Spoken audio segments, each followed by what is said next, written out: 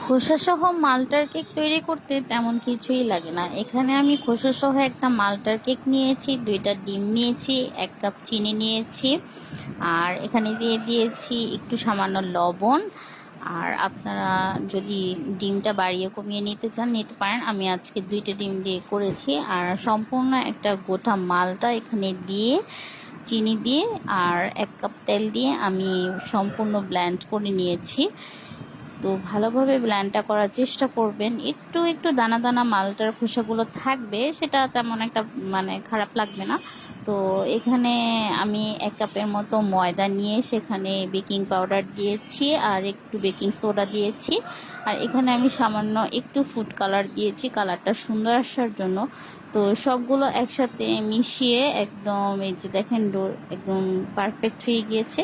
তো একটা আমি মোল্ডের মধ্যে একটা কাগজ দিয়ে সুন্দর করে আমি একদম ব্যাটারটাকে ঢেলে দিলাম।